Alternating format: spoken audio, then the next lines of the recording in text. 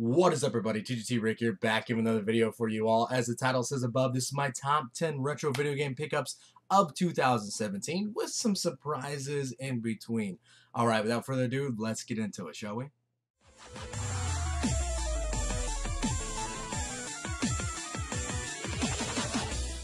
Alright, so I thought it'd be fun to do a top 10 video of my favorite pickups of the year, my retro pickups. So you guys have seen and watched the videos on the channel that you know I used to try to do it a weekly thing.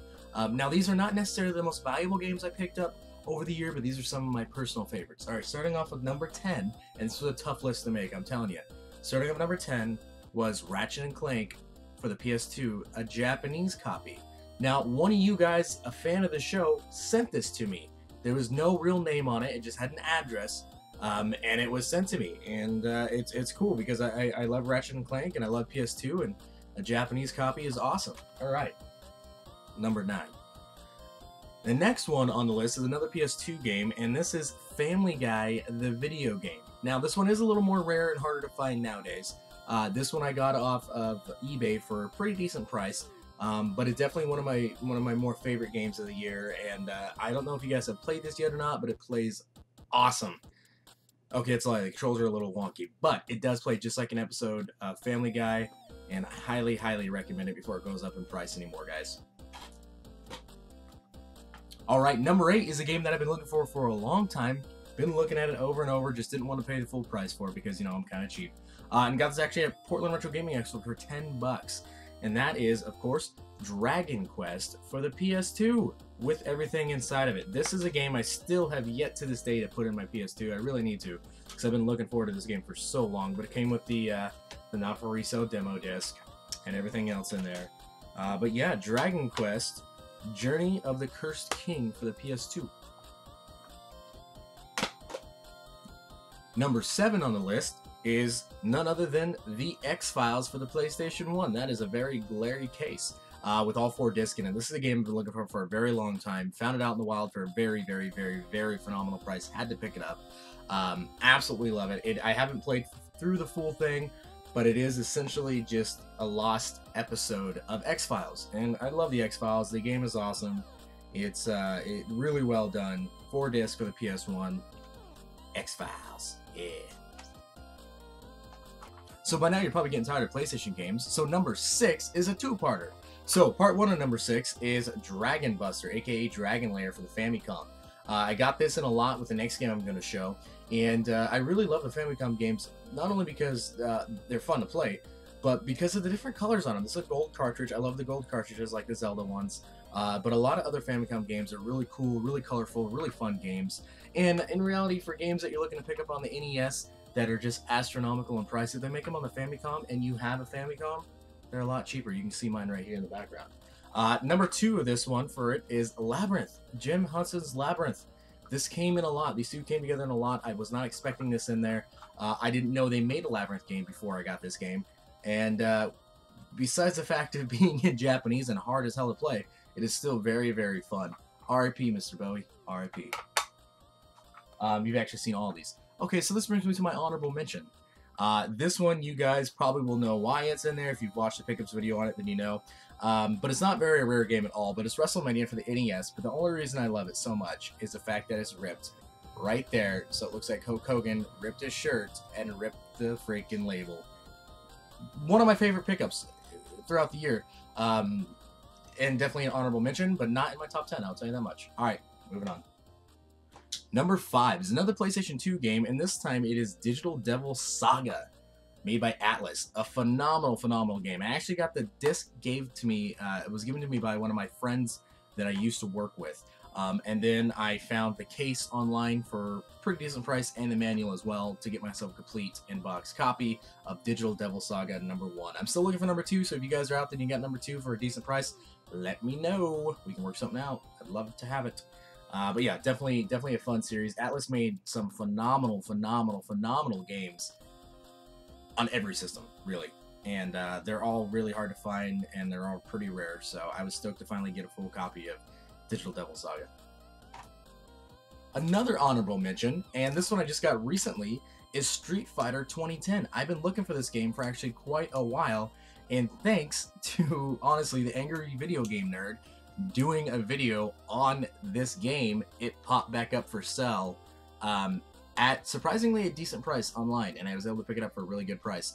Now, where I live, it's kind of tough to find NES games out in the wild, so a lot of these I do have to get offline, but this is definitely an honorable mention. Terrible game, but I love it anyway. Street Fighter 2010. Alright, number 4 on the list is none other than Fester's Quest. I know, right? You're thinking, really, Fester's Quest is one of your best pickups of the year? Really?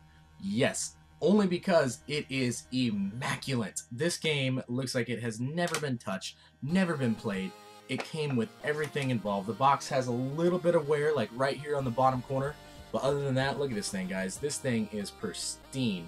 And you open up the bad boy, and not only that, not only is the box beautiful, these are all beautiful too. The little tabs are too. Those are all there. Those are usually missing sometimes. Has a styrofoam in there, and of course, has the game. But it came with the manual, and these are usually more harder to find nowadays, especially with NES games. It came with the poster and registration cards to order t-shirts, which is awesome.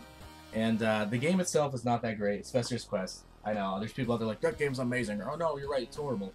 It's an in-between game, but it's definitely on my list, and it's number 4 because of how beautiful it was and how happy it made me when I got it. Alright, another honorable mention is another NES game, and that's Ghosts and Goblins. I never thought I'd get this game, I'm not gonna lie, because it used to be very, very highly priced, and I found it for a very good price out in the wild, and I was able to snag it. Absolutely love Ghosts and Goblins. Hard as hell. You guys know that. But definitely an honorable mention on this list, and super stoked to have it in my collection. Number 3 comes in at another NES game, and that is Monster Party. I grew up playing this game, and to be honest with you, forgot about its existence in my older age. Only because I couldn't remember the name of it. I remember playing it, I remember what the cartridge looked like, and I remembered, you know, the levels, but I could not for the life of me remember the name, and I finally found it out at Portland Retro, and I saw it, and it just clicked, and I had to have it back again. But definitely Monster Party is number 3 of pickups of all time for this year. All time? All time. No, but in my top 10, it's number 3 for the year. Alright. Number 2 is Sonic the Hedgehog for the Game Gear, completely sealed still. A 24-plus-year-old video game. Came out in 92.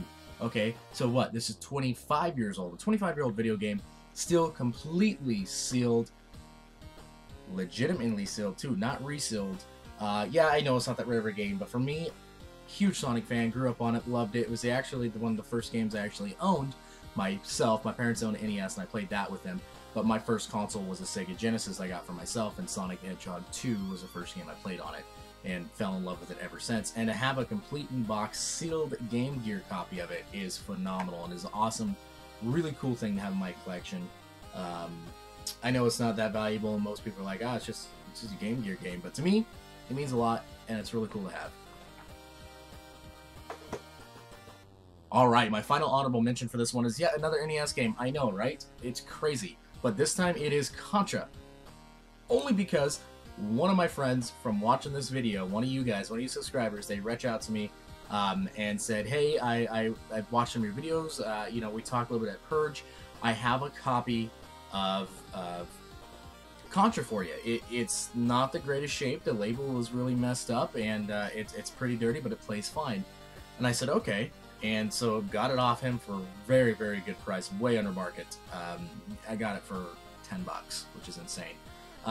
But anyway, I went on and just replaced the case and manual, or excuse me, label in Contra. I mean, come on, you gotta love Contra. You gotta love Konami there. I mean, look at that. Well, you don't gotta love Konami, but more Contra. But yeah, so definitely really stoked to have this in my collection. Although it did not make my top 10 list, but it definitely made my honorable mentions. Alright guys, here we are, the coup de grace, the number 1, the end-all be-all of 2017 of my retro video game pickups. This one is more on the rare side actually, and I placed it at number 1, not necessarily because it is my absolute favorite pickup, but it's a game that I never thought I'd actually own in my possession, because I was never going to pay the full price for it, because when games get above, retro games in my opinion, when they get above 60 or 70 that's a little too much for me. I get it. I get it. The games are collectible and people love them, and a lot of people are looking to resell them. I personally am not a reseller. I collect to collect. If I have doubles, then yes, I will resell those. And I'm starting to come across a lot more doubles because I really need to use my Game Eye app and start realizing what catalog of games I have instead of buying them. But anyway, without further ado, I got this for half of the retail price, and it is a legit copy. I opened it up, the board's perfect in there, and it's real, and that is Earthbound for the Super Nintendo. Love this game. Played it at my friend's house when I was growing up. Never actually owned it. Played, you know, I've nebulated it through the years. Playing it on the SNES Classic, which is actually another thing I was planning on including in this video, but it's not really technically retro. But I am happy I was able to get this year. Really am. But that's besides the point. Earthbound, the SNES. Finally own a copy of it myself. And that was something I never thought I'd own. I really didn't. I never, kind of like Ghosts and Goblins, even though it's not even close in value-wise, but I never thought I'd own this game, and now I finally do, and that is definitely my favorite and best pickup of 2017. Alright folks, that's going to end this video. I hope you enjoyed it. A little different than my other ones. I will have a regular pickups video coming out for you, hopefully before the end of the year. It's only a couple more days, but I hope to have it out for you before the end of the year. If not, we'll do it on the 1st. But thank you guys for your continued support. Thank you guys for making 2017 an awesome year. And thank you guys for tuning in to the Mega Man live streams. Seriously, you guys make that so much fun and making me want to continue doing it even more and more. You guys have been awesome this year. I reached over 100 subscribers, which is awesome in me. And yeah, folks, I'm just starting to ramble now, but thank you guys. And here's to 2018, huh? Let's do this, guys.